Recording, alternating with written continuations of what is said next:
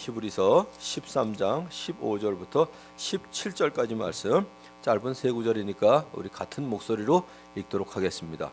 히브리서 13장 15절부터 17절입니다. 같이 읽습니다.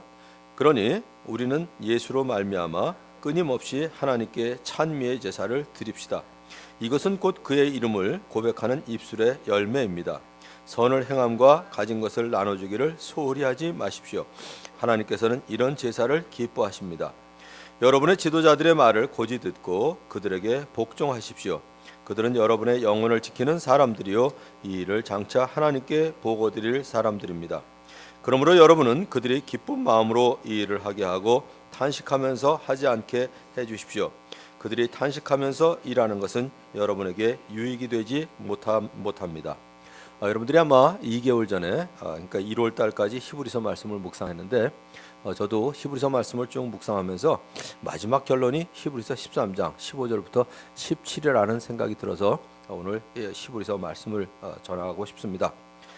보통 영성이라는 말을 들으면 대개 어떤 생각이 나세요? 영성과 헌신, 영성.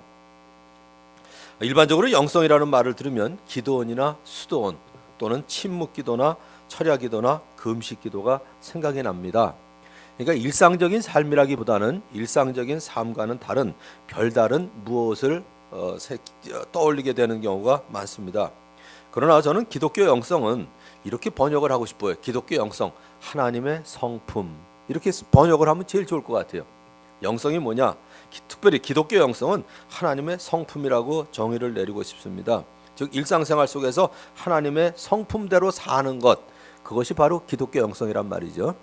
꼭 금식을 하거나 철야기도를 하거나 아니면 수도원에 가거나 기도원에 가야 영성이 생기는 것이 아니라 영성은 우리의 일상생활 속에서 하나님의 성품대로 사는 것, 그것이 저는 기독교 영성이라고 생각을 합니다. 그러니까 하나님의 성품은 성령의 열매와 일치되는 성품입니다. 즉 사람들을 사랑으로 대하고 항상 기쁨 가운데 살면서 사람들과 화평하게 지낼 수 있는 것을 말합니다. 때로는 어려운 환경을 인내하기도 하면서 또 다른 사람을 배려하여 친절해야 합니다. 다른 사람에게 유익하도록 선을 베풀어야 하고 자신이 말한 것을 그대로 지킬 줄 아는 신실성이 있는 것, 그것도 있어야 됩니다. 또 다른 사람이 죄를 지었을 때는 죄는 미워하지만 그러나 죄를 지은 사람은 용서할 수 있는, 용납할 줄 아는 온유함도 있어야 되고 해야 할 일은 하고 하지 말아야 할 일은 하지 않는 절제도 필요합니다. 한마디로 영성이란 일상생활 속에서 나타나는 하나님의 성품이다, 이렇게 보시면 제일 좋을 것 같습니다. 어제 그제 교사 MT가 있었습니다. 김포의 청소년 수련관에서 교사 MT가 있었는데 거기서 아주 좋은 장면을 보게 됐어요. 어저께 마침 이제 결혼 기념일인 사람이 이제 두 부부가 있었는데 앞에 나와서 케이크를 자르고 결혼 축하합니다, 다 같이 노래를 불렀습니다. 그리고 자매님들에게 얘기를 했어요. 감사한 거 한 가지씩 얘기하라고. 그런데 한 사람이 그랬거든요. 저희 남편이 늘 저만 보면 예쁘다고, 그리고 공중 앞에서 예쁘다고 그래서 저는 그게 감사합니다, 그 얘기를 하는데 사실 그 모습이 저는 영성이라고 봐요. 아내를 늘 기뻐하면서 뭐 여러 사람 앞에서 아무튼 우리 와이프가 제일 이쁘다고. 물론 이제 여러분들은 그러죠, 속으로 우리 와이프가 더 이쁜데, 물론 그러시겠지만 어쨌든 그래도 그 모습이 저게 진짜 영성이다, 이런 생각이 들었어요. 오늘 아침에 아까 찬양을 인도하는 그 인도자가 그랬잖아요. 서로 하나님을 찬양합시다, 그러고 인사하시라고요. 그래서 인사하다가 힐끗 보니까 부부가 딱 인사를 하더라고요. 하나님을 찬양합시다, 그러고 부부가 딱 악수를 하는데 난 저 모습이 진짜 영성이다 그랬어요. 여러분들 자주 그랬으면 좋겠어요. 아침에 출근할 때 그냥 누워서 갔다 와 이러지 마시고요. 꼭 현관까지 따라 나오셔서 뭐 저기 궁금하시면 저희 집에 며칠 같이 거하시면서 보셔도 좋을 것 같아요. 제가 나올 땐 무슨 일이 있어도 저희 아내는 반드시 현관에 나옵니다.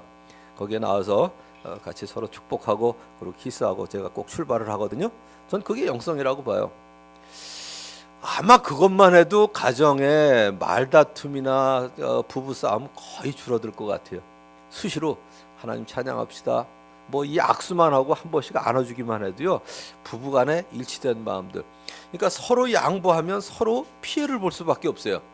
근데 하나님을 찬양합시다 그러고 하나님을 찬양하면서 하나님의 뜻대로 살기로 작정을 하면 그거는 손해가 아니라 하나님께 순종이거든요.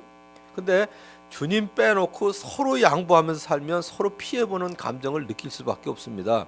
그런데 하나님 찬양하면서 하나님 뜻대로 삽시다, 이런 고백이 부부간에 있으면 그 가정엔 정말 영성이 넘치는 가정이 될 줄로 믿습니다. 한마디로 영성이란 일상생활 속에서 나타나는 하나님의 성품입니다. 헌신도 마찬가지입니다. 우리는 헌신이라는 말을 들으면 또 무슨 생각이 나시나요? 신학교 아니면 선교사가 생각이 나실 거예요. 신학교를 가거나 아니면 선교사로 나가는 것을 연상할 때가 많습니다. 저도 20살이 되던 해 이후에 예수님을 저의 구주와 주인으로 영접을 하고 그 해 8월에 제가 주님을 위해서 전폭 살겠다고 작정을 했습니다. 그리고 계속 캠퍼스에 나가서 군대 면제를 위해서 기도하면서 면제 아무튼 연기할 수 있는 데까지 연기하면서 캠퍼스에 남아서 복음을 전했더니 그때 제일 많이 들은 얘기가 그 얘기예요. 너 숫제 신학교 가야지 그러니, 이 얘기가 제가 제일 많이 들은 얘기예요. 왜 복음을 전하면 꼭 신학교를 가야 되는지, 꼭 헌신한 사람은 선교사로 나가야 되는지, 캠퍼스에 남아서 복음을 전할 때 가장 많이 들은 권면이 너 숫제 신학교를 가야지 그러니. 그런데 사실 헌신은 신학교에 가서 전임으로 사는 것만이 아니라 일상생활 속에서 주님을 가장 첫자리에 모시고 주님께서 원하시는 삶을 사는 것, 그것이 바로 헌신입니다. 한마디로 생활 속의 헌신이 헌신이라는 말이죠. 생활 속에서 하나님의 뜻대로 살고자 하는 헌신이 바로 헌신입니다. 하루는 바리새파 사람들이 예수님을 시험하기 위해서 질문했습니다. 선생님, 율법 가운데 어느 계명이 중요합니까? 물론 이 바리새파 사람들이 예수님을 시험하기 위해서, 헐뜯기 위해서 한 질문이에요. 이 10가지 계명 중에 어떤 게 가장 중요하냐 이거죠. 어떤 게 가장 중요하냐. 예수님이 어떤 계명이 가장 중요한 것 같다 그랬으면 아마 바리새파 사람들이 그럼 딴 계명은 중요하지 않습니까? 아마 이러고 질문했을 것 같아요. 그러니까 예수님께서 그 10가지 계명을 다 뭉뚱그려서 종합해서 대답을 하셨어요. 아주 명쾌하게 대답을 해주셨습니다. 첫째, 내 마음을 다하고 목숨을 다하고 내 뜻을 다하여 주 너의 하나님을 사랑하라 하셨으니 이것이 첫째 계명이다 이러셨어요. 내 마음을 다해라, 이 얘기는 뭐냐면 머리로만 아는 게 아니라 정말 마음을 다해서 하나님 사랑해라. 우리 머리로만 알 때 참 많죠. 이 바리새파 사람들이 특별히 머리로 아는 지식으로 다른 사람들을 공격하고 그랬거든요. 그러니까 머리로만 아는 게 아니라 마음을 다해서 사랑해라, 목숨을 다해서 사랑해라. 이건 뭐냐면 최선을 다해서 사랑해라. 그리고 뜻을 다해서 사랑해라, 이 얘기는 의지를 다해서 하나님을 사랑하라 이렇게 말씀하셨습니다. 둘째는 내 이웃을 내 몸과 같이 사랑하라 하시면서 이 두 계명이 온 율법과 선지자의 강령이다 이렇게 말씀하셨는데, 저는 이 둘째 계명 속에 두 가지가 포함되어 있다고 봐요. 내 몸을 사랑함과 같이 내 이웃을 내 몸과 같이 사랑하라, 이 얘기는 내 몸을 사랑해라, 그만큼 내 이웃을 사랑해라, 이 두 가지가 같이 포함되어 있다고 봅니다. 그러므로 삶이 예배가 되기 위해서는 하나님 그리고 이웃 그리고 나 자신과 바른 관계를 갖는 삶, 즉 하나님을 사랑하고 이웃을 사랑하고 나 자신을 사랑하는 삶이 바로 예배라고 생각이 됩니다. 그 삶이 예배가 되기 위해서는 바로 그렇게 해야 된다 이거죠. 그것이 바로 자연스러운 영성이고 생활 속의 헌신입니다. 오늘 말씀 세 가지가 15, 16, 17절이 바로 하나님 사랑, 이웃 사랑, 나 자신에 대한 사랑, 이 세 가지를 말씀해 주고 있어요. 자, 첫 번째는 하나님과의 삶, 하나님을 사랑하는 삶입니다. 생명의 삶을 공부할 때도 나누었던 것처럼 기독교는 관계의 종교다 이렇게 말을 해도 좋을 것 같아요. 하나님과의 수직적인 관계, 사람들과의 수평적인 관계를 잘 갖는 것이 바로 기독교인데, 하나님과 수직적인 관계를 온전히 이루기 위해서 먼저 오늘 김효석 형제가 했던 것처럼 내 자신이 바로 죄인임을 시인하고 고백해야 합니다. 그리고 나의 죄값을 대신 치르시기 위해서 십자가에 못 박혀 죽으시고 죽은 자 가운데서 다시 살아나신 예수님을 믿고 그분을 내 마음속에 구주와 주인으로 모셔드려야 합니다. 그리고 십자가를 통해서 보여주신 하나님의 사랑을 경험한 사람은 이제 이웃을 사랑하고 싶은 의욕을 느끼게 되고 또 이웃을 사랑할 수 있는 능력도 주님으로부터 받게 됩니다.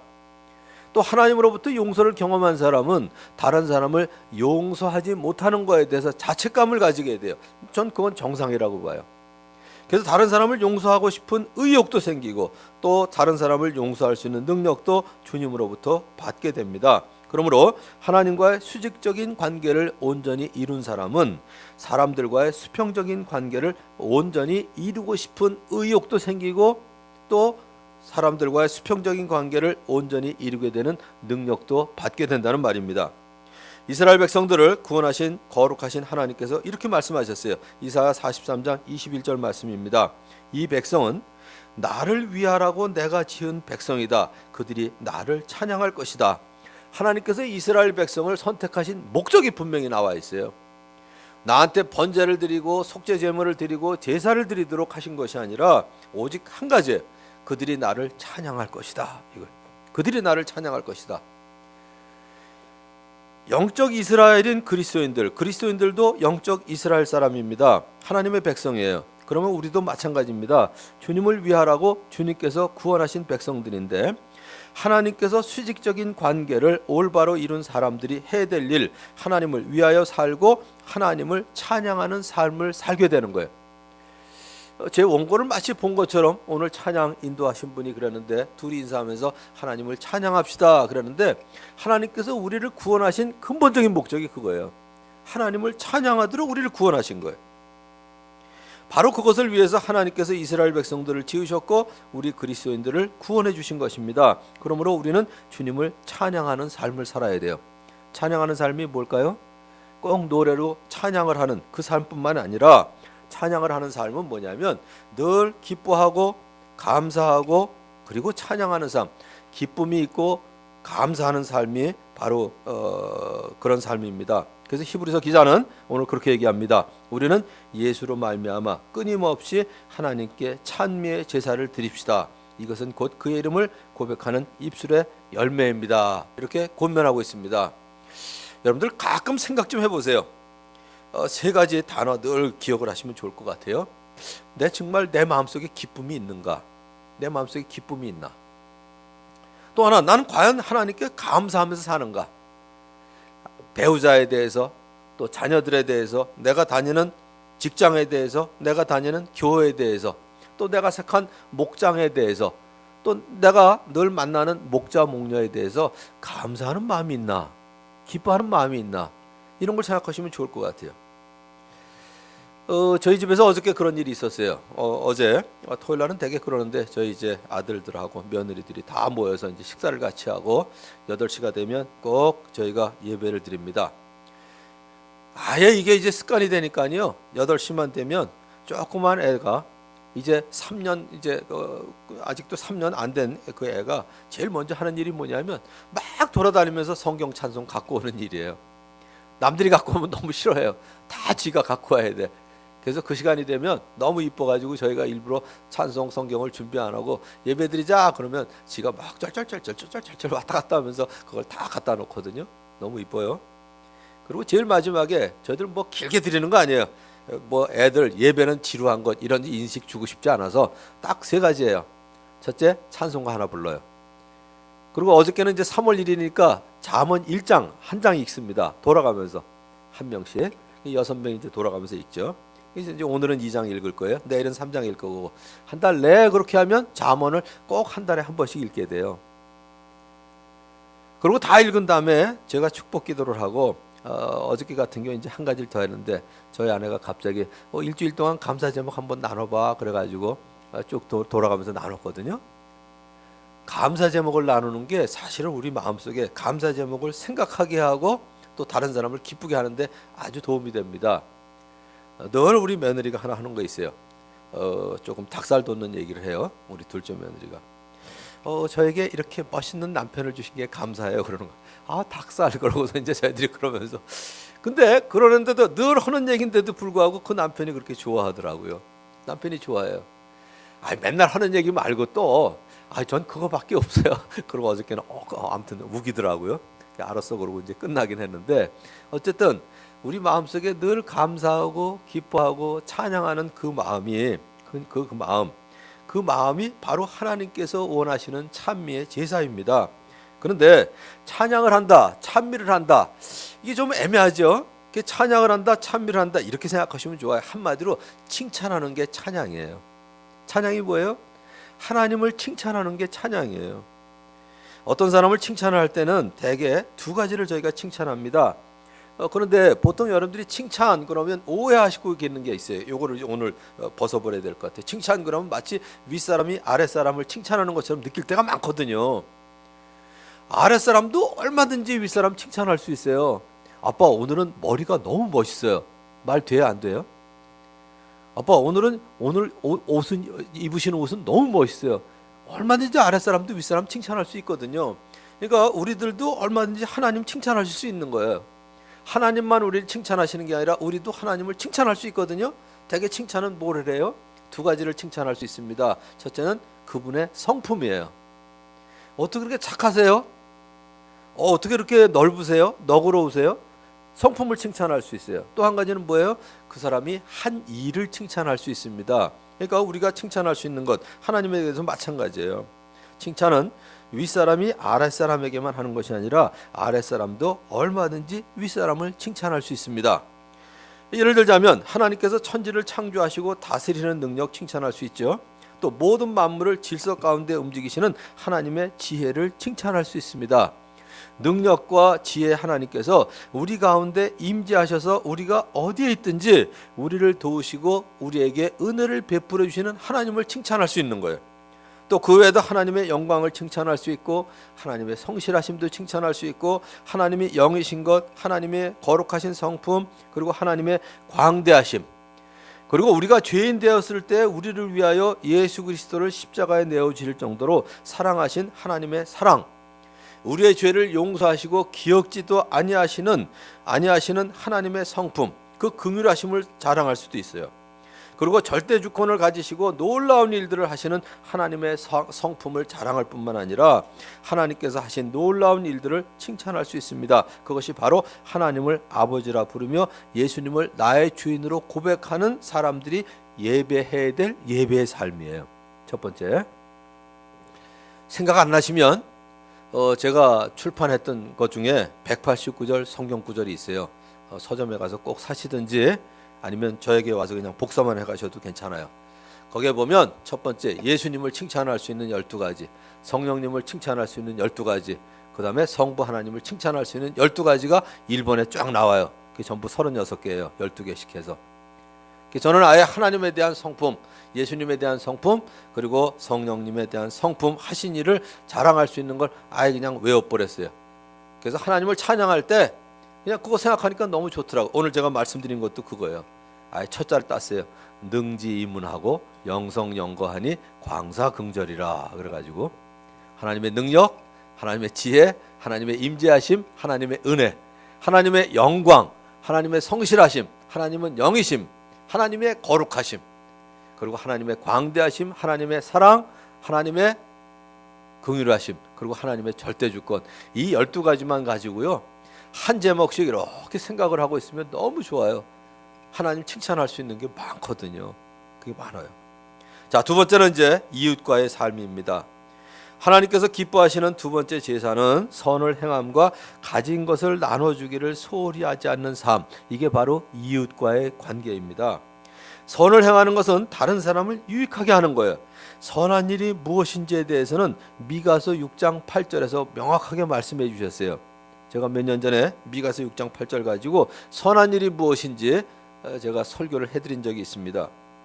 첫째는 공의를 행하는 것입니다. 선한 일은 간혹 사람들이 우리 그리스도인들에게 무엇이든지 아무튼 착하기를 요구할 때가 있어요. 무조건 착하기를 요구할 때가.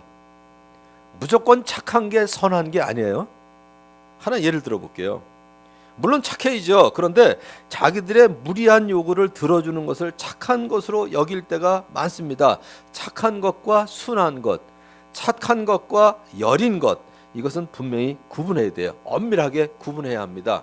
한 가지 예를 들어볼게요. 예수님께서 성전에 들어가실 때 성전 뜰에서 팔고 사고 하는 사람들이 다 내쫓이고 돈을 바꿔주는 사람들의 상과 비둘기를 파는 사람들의 의자를 다 둘러 엎으셨어요.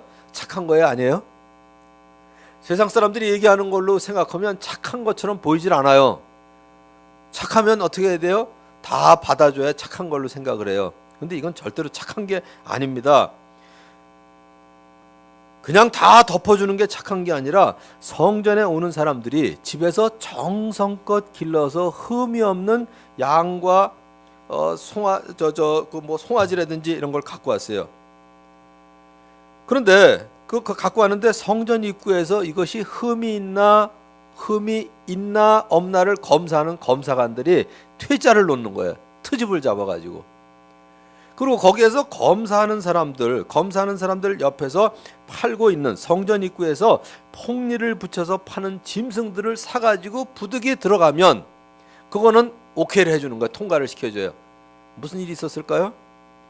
거기서 파는 사람들하고 이 성전에서 검사하는 사람들하고 짜고 하는 거예요. 뇌물을 당연히 줬겠죠. 자, 거기다가 세상에서 쓰는 돈하고요, 성전에서 쓰는 돈하고는 구별이 있어야 된다. 그래서 세상에서 사용하던 돈은 부정하니까 그 돈을 가지고 성전에서 사용하는 돈을 사야 그걸 사용할 수 있어요. 성전에서는.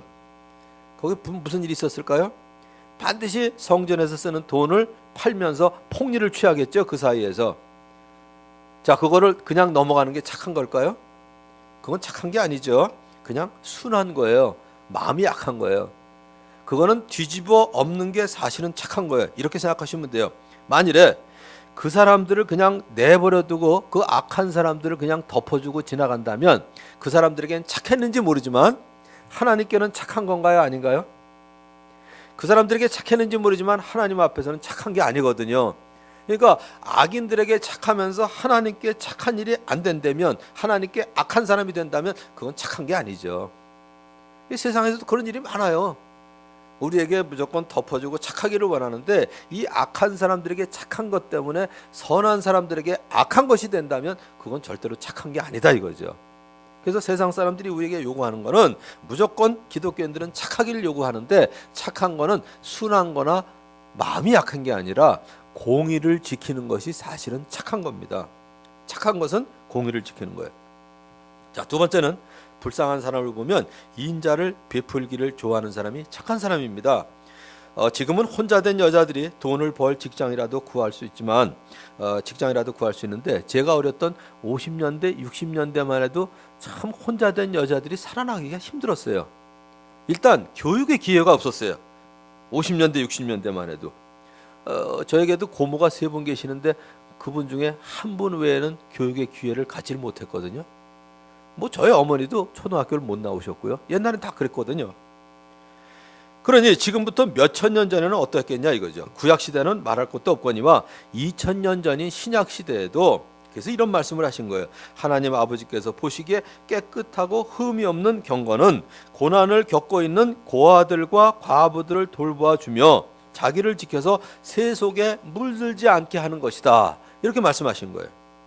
돌봐줄 부모가 없는 고아들, 어찌 살아나갈 길이 없었던 과부들을 돌아보는 것이 진정한 금식이요 제사라고 말씀하고 계십니다.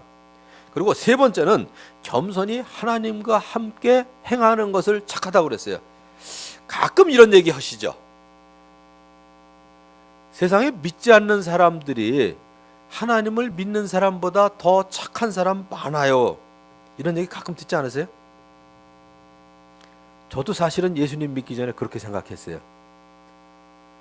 내가 하나님은 믿고 있지 않지만 교회 다니는 사람들, 하나님 믿는 사람보다 훨씬 착하다. 저 그렇게 자부하고 있었거든요. 이 말은 근본적으로 전 잘못된 말이라고 생각해요. 하나 예를 들어 볼게요. 저희 집에 아들이 둘 있는데 두 아들이 이렇게 산다고 생각하자고요. 이제 가정이에요. 한 아들은 제 말을 꼬박꼬박 들으면서 잘 살아요. 조금 떨어지긴 하지만 또 윤리적인 삶이나 도덕적인 삶을 떨어지는데, 근데 아무튼 제 말을 들으면서 늘 저와 대화하면서 잘 살아요. 근데 한 아들 녀석은 저하고 거의 대화를 안 해요. 제가 뭐를 얘기해도 상대를 안 해요, 저를. 근데 세상 사람들이 보기에는 정말 윤리적으로 깨끗하게 살고요. 어떤 학생들보다 모범적인 학생이에요. 세상에 저런 애가 있으면 법이 없어도 살겠다. 올바르게 삽니다. 근데 저하고 상대를 안 해요. 착한 애예요, 아니에요? 아무리 세상 사람들이 보기에 객관적으로 착하고 모범적이고 정말 우수한 사람이라 할지라도 이 애비를 부정하고 애비하고 상대를 안 하는 자식은 일단 나쁜 놈이에요. 그건. 그러니까 하나님을 믿지 않는데 오히려 하나님을 믿는 사람보다 더 착한 사람들이 많아요. 그 말 자체가 저는 모순이라고 봐요. 천지를 창조하신 하나님 아버지를 일단 거부하고요, 등진 사람은 절대로 착한 사람은 아니에요. 그러니까 다음부터는 그런 얘기 들으시면 미혹당하지 마시기 바라요. 안 믿는 사람 중에도 착한 사람 많아요. 아예 안 믿는 사람은 일단 나쁜 놈이에요. 착한 사람 아니에요. 우리가 VIP라고 여겨주는 거지 나쁜 놈들이에요. 불쌍한 사람들이에요.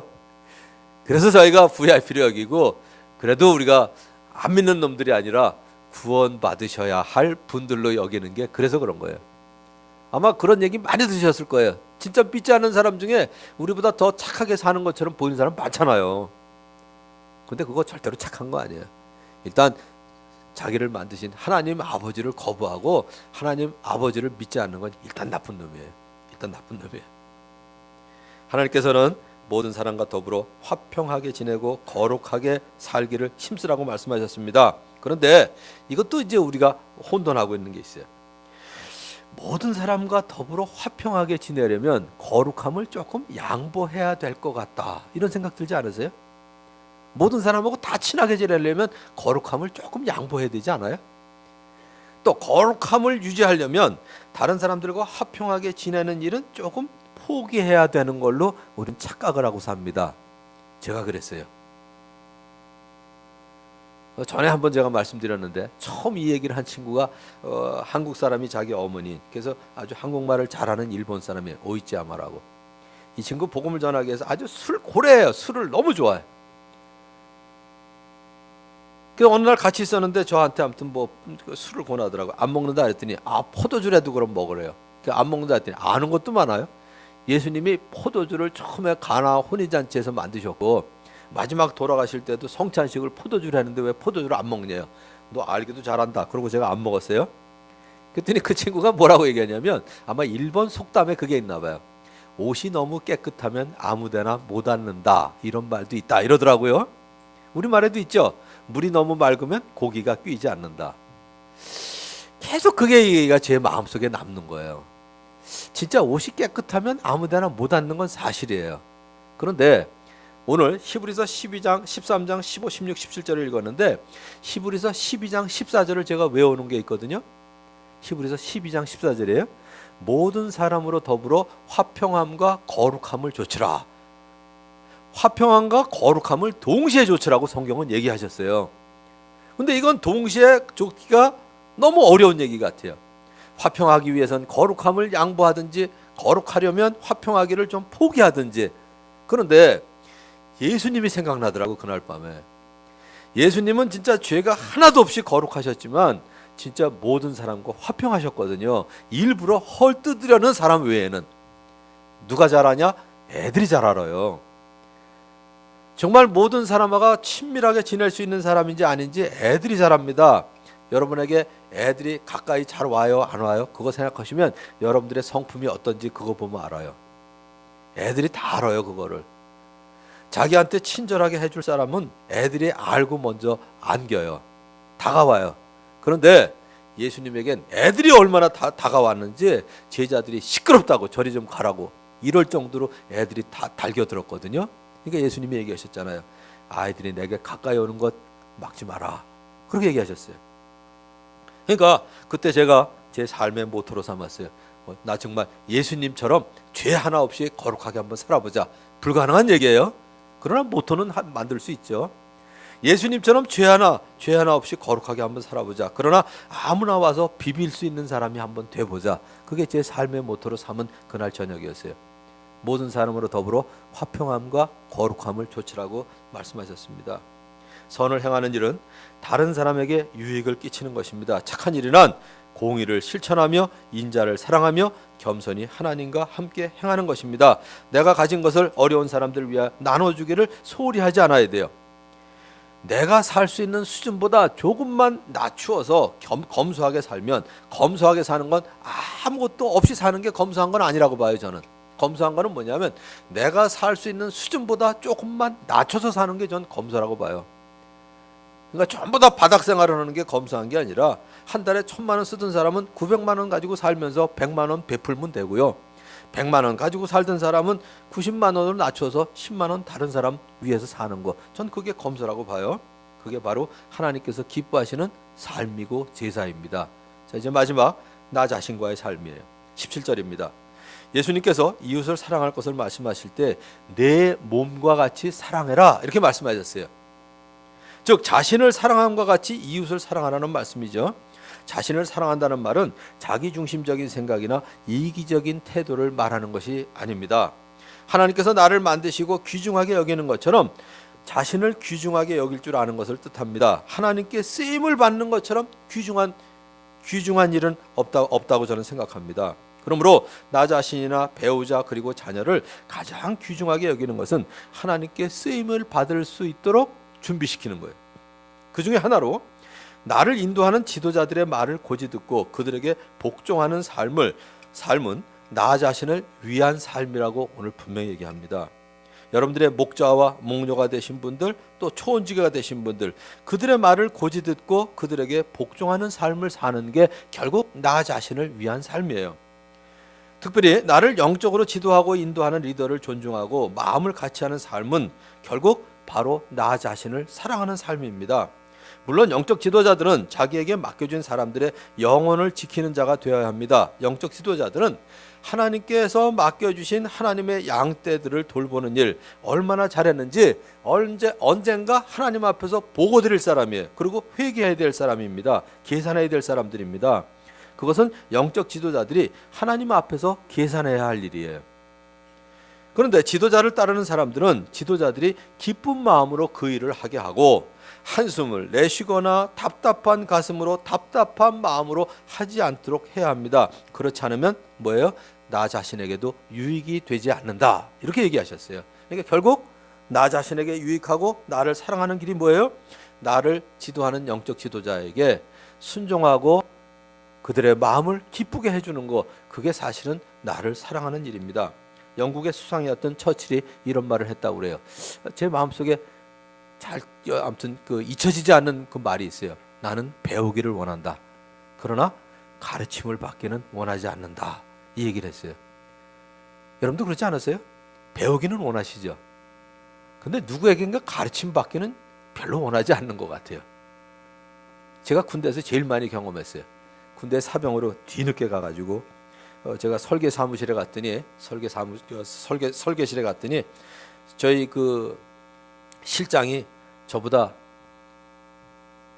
2년 후배인 장교가 딱 앉아 있었어요. ROTC하고 장교로 앉아 있더라고요. 사병인 제가 도면을 다 그려가면 그 실장이 사인을 해주는 거예요. 얼마나 마음이 힘들었는지 몰라요. 기합 받는 거, 훈련 받는 거 다 괜찮은데 내가 전공한 기계 설계에 대해서 내가 설계한 거를 장교라고 2년 후배한테 사인을 받는 게 너무 싫더라고요. 그래서 한 번은 제가 이름을 안 써서 냈어요. 그랬더니 그 중위가 저를 부르더라고요. 일병 여기 이름 빠졌어 그러더라고요. 네 그러고 꼼짝없이 가서 썼죠. 뭐 장교가 빠졌다는데 어떡하겠어요. 그다음부터는 아무튼 꼬박꼬박 써내긴 했는데 제일 힘들었어요. 몇 년 전에 여러분들에게 그 얘기 한 지 몇 년 됐으니까 다시 한번 말씀드려도 될 것 같아요. 주중이라고 제 걸 꼭 사인을 했었고 서중이라고 있었는데 그 사람이 꼭 들어오면서 우리는 아침에 일찍 사병이니까 일찍 청소하고 꼭 앉아 있어야 되잖아요. 이 장교가 중위가 꼭 9시에 오면서 제 뒷덜미를 꼭 만지는 거예요. 뭐 어려운 일 없냐고. 제가 그랬어요 속으로. 네 손만 치워라. 그럼 나 어려운 일 하나도 없다 내가 그랬거든요. 2년 후배한테 꼭 목 뒷덜미를 만지면서 뭐 어려운 일 없냐 하는데 미치겠더라고요 진짜. 전 군대에서 제일 훈련받은 게 그거예요. 그 친구가 내 뒷덜미를 만질 때 그거 참아내는 게 저는 제일 힘들었어요 군대에서. 그때마다 아무튼 처칠의 생각이 나요. 나는 배우기를 원한다. 그러나 가르침 받기를 원하진 않는다. 나는 가르침 받기를 원하지 않는다. 바로 그거거든요. 겸손하기 어려운 마음은 처칠뿐만 아니라 아마 우리 모두의 마음이 그럴 것 같아요. 우리는 배우기를 사모할 뿐만 아니라 다른 사람에게 가르침을 받을 수 있는 겸손한 마음을 가져야 합니다. 그게 바로 나를 사랑하는 길이에요. 내가 그 겸손만 있었으면 저 군대 생활 쉽게 했을 거거든요. 결국 그 교만 때문에 내가 어려웠던 거예요. 군대 생활이. 결국 뭐예요? 나를 사랑하지 못한 거죠. 내가 조금만 겸손했더라면 내 마음이 편하게 나를 사랑하는 길을 걸었을 터인데 그 교만 때문에 군대 생활이 힘들었거든요. 내비게이터의 회장인 론세니 선교사님의 글 중에 또 역시 제 마음에서 잊혀지지 않는 말이 있습니다. 종의 태도를 얼마나 갖추고 있는지 테스트해 볼 수 있는 방법이 하나 있다는 거예요. 다른 사람이 예를 들어서 여러분들이 저를 보고 제 뒤에서 저분은 종이셔. 그러면 좋을까요? 나쁠까요? 여러분들 뒤에서 여러분에 대해서 저분은 종이셔. 기분 좋으세요? 나쁘세요? 우리 홍연아 장로님한테 여쭤볼까? 저분은 종이셔. 기분이 좋으세요? 나쁘세요? 좋으시죠? 종이라고 그러는데 저분은 종이셔. 얼마나 기분 좋아요. 저분은 종이셔. 근데 홍 장로님 그저 올 때 그거 좀 갖다 주세요. 기분 좋으세요? 나쁘세요? 갑자기 기분이 안 좋거든요. 저게 장로한테 안 시키는 게 없어요. 그러니까 내 종의 태도는 남들이 나를 종이라고 불러줄 때가 아니라 나를 종으로 취급할 때 내 마음이 결국은 종의 태도라는 거예요. 저도 그래요. 저분은 종이셔. 그럼 저 기분 좋아요. 야, 내 서번트십이 좋구나. 그러고. 근데 누가 그 본당에서 내려올 때 뭐 좀 갖고 내려오세요? 조개. 그러니까 다른 사람이 나를 종 취급할 때 그때 이제 내 마음이 어떠냐? 그게 바로 결국 내 종의 태도입니다. 물론 다른 사람을 일부러 업신여기거나 깔보면 안 되겠죠. 기독교는 관계의 종교라고 말해도 지나친 말은 아닙니다. 하나님과의 관계에서 예수님으로 말미암아 끊임없이 찬미의 제사를 드리는 삶, 기뻐하고 감사하는 삶, 그리고 이웃에게 선을 행하고 가진 것을 나눠주기를 소홀하지 아니하는 삶, 또 영적 지도자의 말을 고지 듣고 그들에게 복종하며 주님께 쓰임받는 사람으로 준비되는 결국 나 자신을 사랑하는 삶, 이러한 삶이 바로 삶이 예배가 되는 삶입니다. 우리 다운교회 성도 여러분 한 분 한 분이 여러분의 삶이 정말 예배가 되는 삶을 사시기를 주님의 이름으로 축원합니다. 기도하겠습니다. 자, 이제 침묵 가운데 하나님께서 오늘 예배 중에 말씀해 주신 것을 한 1분 정도 하나님 앞에 고하고 기도하는 시간을 잠시 갖도록 하겠습니다. 1분 정도 침묵 가운데 각자 기도하신 후에 제가 마무리 기도하도록 하겠습니다. 하나님 아버지 감사합니다. 무엇보다도 겸손히 하나님과 함께 행하는 착한 삶을 살 수 있도록 하나님의 자녀로 삼아주신 것을 감사합니다. 이제뿐만 아니라 공의를 행하며 또 어찌 살아나갈 길이 없는 사람들을 진정으로 돌아볼 줄 아는 이웃을 사랑할 수 있는 삶을 살도록 인도하신 것 또한 감사합니다. 우리 삶 가운데 늘 하나님을 찬미하고 이웃에게 베풀고 내게 주신 영적 지도자들을 순종하며 그 일을 통해서 믿음 가운데 성장하는 삶, 즉 나를 사랑하는 삶을 살도록 인도하여 주시옵소서. 예수님의 이름으로 기도하옵나이다. 아멘.